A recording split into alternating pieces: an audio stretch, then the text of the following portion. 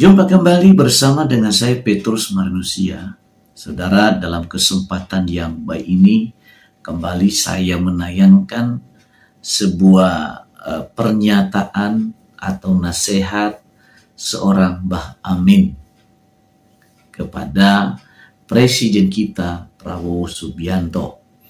Nah, apa nasihatnya? Mari tonton video ini sampai selesai dan jangan lupa berikan komentar dan juga share seluas-luasnya supaya banyak orang yang mendengarnya. Nah, mari kita saksikan dengan sama sebagai berikut.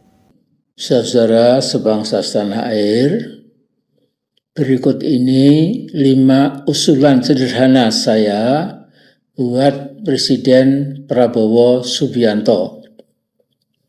Pertama, setelah Kejaksaan Negeri Jakarta Selatan pada Senin 22 Juni 2026 menangguhkan penahanan atas Roy Suryo dan Dr. Diva, kedua tokoh kita ini berterima kasih pada Pak Prabowo. Keduanya yakin Presiden punya andil dalam penangguhan penahanan itu. Benar apa tidak? Wallahu a'lam. Tetapi simpati masyarakat luas pada Pak Prabowo pulih kembali karena mengambil langkah politik yang dipadukan dengan pertimbangan moralitas dan kemanusiaan. Baik Dr. Diva maupun Mas Roy Suryo yakin ada andil Pak Presiden dalam penangguhan penahanan mereka. Jadi ini saya ulangi lagi. Mas Roy dan Mbak Diva pada Jumat pagi 19 Juni dijemput paksa atau dicokok, bahasa Malaysianya itu ya, oleh Polda Jaya secara sangat tidak sopan untuk tidak mengatakan secara biadab dan barbarik. Keduanya ditahan di Polda Metro Jaya selama 3 hari, saya ulangi selama 3 hari. Cara menjemput paksa dua tokoh akademik itu, Polda Metro tidak ada bedanya, dengan Gestapo, anak buah Adolf Hitler yang sangat bengis memburu siapa saja yang dianggap musuh Hitler untuk kemudian ditahan, disiksa, dicincang, dan lain-lain.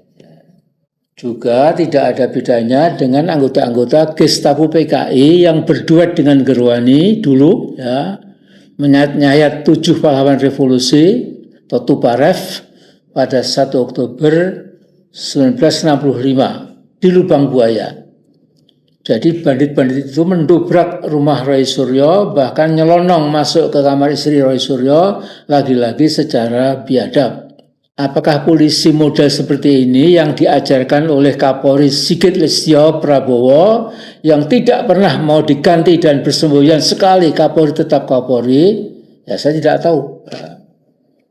Dan Kapolri ini kesetiaan puncaknya bukan pada Mas Prabowo, tapi pada Wong Solo yang satu itu, ya, yang telah merusak Indonesia selama 10 tahun, yang syahwat kekuasaannya menyundul langit.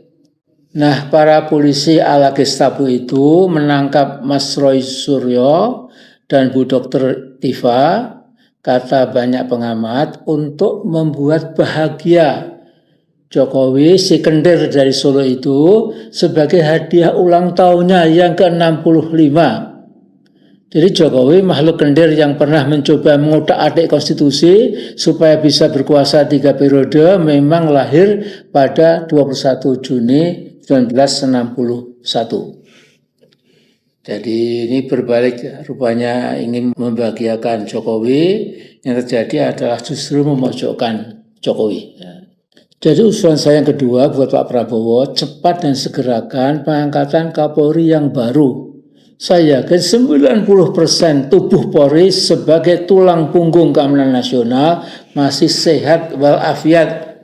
Tapi 10% yang dibina, diarahkan, dimanja, dan dilindungi oleh Jokowi adalah polisi gadungan yang bukan mengabdi pada bangsa dan negara, tapi mengabdi pada oligarki dan keluarga Jokowi.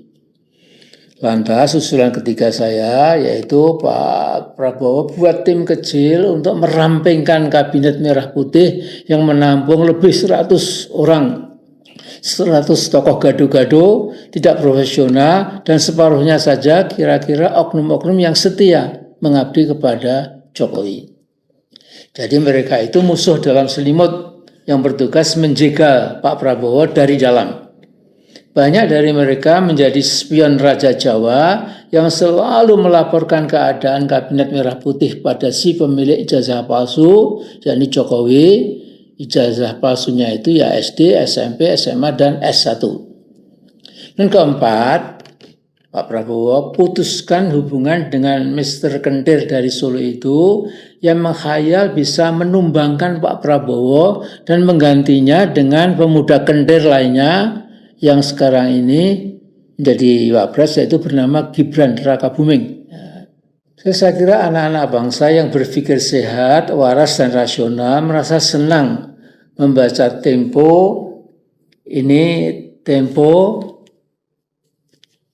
edisi 22 Juni 2026, yaitu covernya ini bertuliskan panas dingin Prabowo Jokowi. Ya. Dan ini saling ukur-ukuran ya. Dan ini bagus sekali, ya, bagus sekali. Jadi buat apa? Misalnya Pak Prabowo, ya presiden yang luas bacaannya, yang di training di kemiliteran, ya, pernah menjadi Komandan Jenderal Kopassus dan Komandan Jenderal Kostrad dan lain-lain, itu masih menenggang ya Mr. Kendir ini ya. Sehingga dulu seingat saya Pak SBY sudah mengingatkan Mas Prabowo jangan sampai ada dua matahari kembar ya. Jadi ya tapi setelah itu kita lupakan, yang penting kita ke depan ya. Jadi saya usul buatlah tim pengawas yang terus memantau kegiatan Joko Wirang itu 24 jam sehari semalam around the clock. Mr. Kendir from Solo itu sejatinya a very dangerous and terrible man. Manusia pembawa racun politik yang berbahaya. Jadi Pak Prabowo tidak usah ketemu lagi, sudah cukup ya. Hindari sejauh mungkin bertemu dengan manusia toksik itu, manusia beracun itu. Nah ini kelima usulan saya, jangan pernah bosan memohon bimbingan Allah SWT, Tuhan seluruh alam semesta, Tuhan seluruh makhluk dari manusia, jin, malaikat, Tuhan pemilik alam zahir dan alam gaib, dan lain-lainnya. Jadi ini penting Mas Prabowo, hablum minallah Anda perkuat ya, dengan sering berzikir, ya, sering mengucapkan subhanallah, alhamdulillah, Allahu Akbar dan lain-lain ya. Dan doa kita semua untuk kesuksesan Presiden Prabowo dalam memimpin seluruh bangsa Indonesia insya Allah sampai tahun 2029. Saya kira sekian dulu. Saudara, tadi kita telah mendengarkan apa yang dikemukakan oleh Mbak Amin. Ya, sebetulnya nasihat itu lebih cocok pada dirinya. Ya, beliau ini sebetulnya punya keinginan, kerinduan, hasrat yang besar menjadi presiden. Ya, tapi rakyat melihat beliau tidak cocok. Ya. Luar biasa. Nah, tapi kalau kita melihat dia menghina-hina Presiden Jokowi, ya Presiden ke-7 kita, termasuk Gibran, termasuk Bobi dan Kaisang dan sebagainya. Tapi saya mengatakan seorang Jokowi lebih berkualitas daripada Pak Amin. Track record-nya jelas, nggak pernah kalah dalam pemilihan, sedangkan Mbah Amin tadi kekalahan demi kekalahan, bahkan demi politik pun dia bermusuhan dengan besannya sendiri. Dan sebetulnya beliau ini hanya sekedar cari perhatian karena tidak terpakai di mana-mana.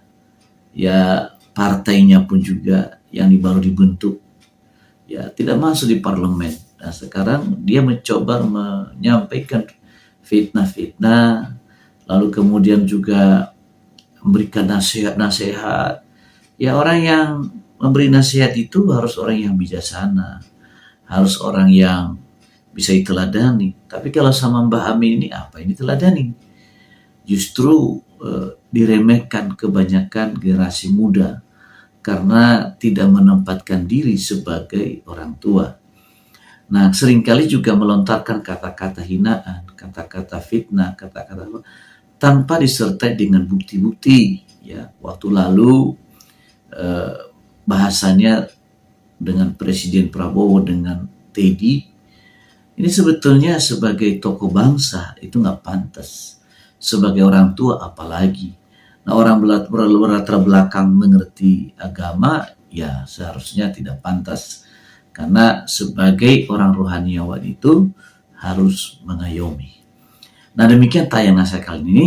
Sampai ketemu di tayangan saya selanjutnya. Terima kasih.